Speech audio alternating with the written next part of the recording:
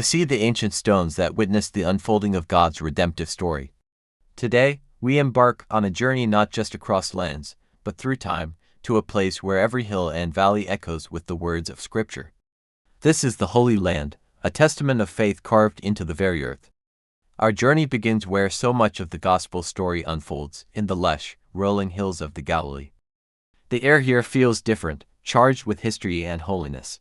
Before us lies the magnificent Sea of Galilee, its waters shimmering under the Middle Eastern sun.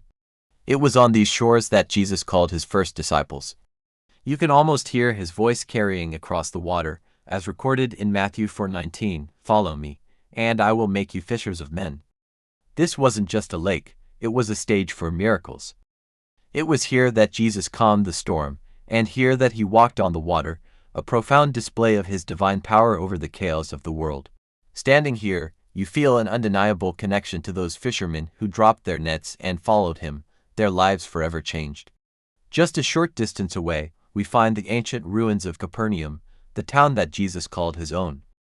As we walk through the remains of the synagogue, a place where he undoubtedly taught, the words of Mark 1:21 come to life. They went to Capernaum, and when the Sabbath came, Jesus went into the synagogue and began to teach. The stones beneath our feet are witnesses. This was the center of his Galilean ministry, a place of profound teaching and incredible healing. We can imagine the crowds gathering, desperate for a word of hope, a touch of grace. Here, he healed the centurion's servant, Peter's mother-in-law, and so many others who came to him in faith. From the shores, our eyes are drawn upward to a gentle slope known as the Mount of Beatitudes. It's a place of serene beauty, overlooking the sea. It was here, tradition holds, that Jesus delivered the most famous sermon ever preached. As a gentle breeze rustles the olive trees, you can almost hear the beginning of his revolutionary message from Matthew 5:3, "Blessed are the poor in spirit, for theirs is the kingdom of heaven." He continued, laying out the foundational principles of his kingdom: mercy, purity of heart, peacemaking, and righteousness. This wasn't just a moral lecture. It was an invitation into a new way of living, a new way of seeing the world through the eyes of God. Standing on this mount, you realize these words were not meant to be just read, but lived. Now, our pilgrimage takes us south, ascending toward the heart of the world's three great monotheistic faiths. We are going up to Jerusalem. As the Golden City comes into view, nestled among the Judean hills, a sense of awe takes over. For millennia, this city has been a focal point of prayer, conflict, and undying hope. As the psalmist wrote in Psalm 122, "I was glad when they said to me, 'Let us go to the house of the Lord.' Our feet have been standing within your gates, O Jerusalem." Entering the old city is like stepping into another world. The narrow, winding alleyways are alive with the sounds, sights, and smells of centuries of history. Our first stop is a place of deep reverence and prayer, the Western Wall. These massive stones are the last remaining retaining wall of the Second Temple complex, a place where Jesus himself would have walked and taught. For generations, Jewish people have come here to mourn the temple's destruction and to pray for its restoration. As you approach, you see people from all over the world placing written prayers into the cracks between the ancient stones, a tangible expression of faith and longing. It's a powerful reminder of the enduring covenant between God and his people, a place where heaven and earth seem to meet. The air is thick with whispered prayers, a testament to an unbreakable spirit. From here, we walk the Via Dolorosa, the way of sorrows, the traditional path that Jesus walked on his way to crucifixion. Each station marks a moment in his final journey, a journey of immense suffering undertaken for the love of humanity. Our path culminates at the Church of the Holy Sepulchre.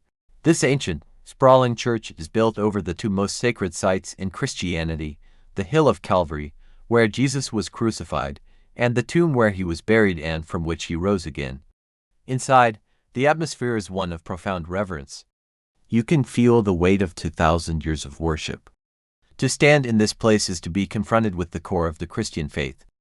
As the angel declared in Mark 16:6, "He is not here, he has risen." This is not a place of death, but of triumphant life. Leaving the church, we make our way to the Mount of Olives, which offers a breathtaking panorama of the Old City. This mount is steeped in biblical significance. It was from here that Jesus looked over Jerusalem and wept for it. Here, in the Garden of Gethsemane at its foot, he prayed in agony on the night before his crucifixion, saying, "My Father, if it is possible, may this cup be taken from me. Yet not as I will, but as you will." And it was from this very mount that he ascended into heaven, promising his return. The ancient olive trees in the garden, some of which could be thousands of years old, stand as silent witnesses to that night of struggle and surrender. Our journey now leads us out of the city and into the stark, dramatic beauty of the Judean desert. This is the wilderness, a place of testing, solitude, and divine revelation.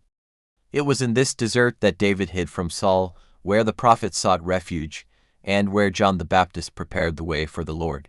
It was also here that Jesus was tempted for 40 days and 40 nights. The landscape is vast and unforgiving, a powerful metaphor for the spiritual wilderness we all must cross at times. Isaiah 40:3 prophesied of this place, a voice of one calling, "In the wilderness prepare the way for the Lord, make straight in the desert a highway for our God." High above the desert floor, perched on a dramatic plateau, is the fortress of Masada. This was the last stronghold of Jewish zealots against the Romans, a symbol of heroism and tragic defiance. The story of Masada speaks of the fierce desire for freedom that has long defined the people of this land. From its summit, the view is spectacular, stretching out to the shimmering, turquoise waters of the Dead Sea. This is the lowest point on the surface of the earth, a body of water so salty that no life can survive in it. And yet, there is beauty in its stillness.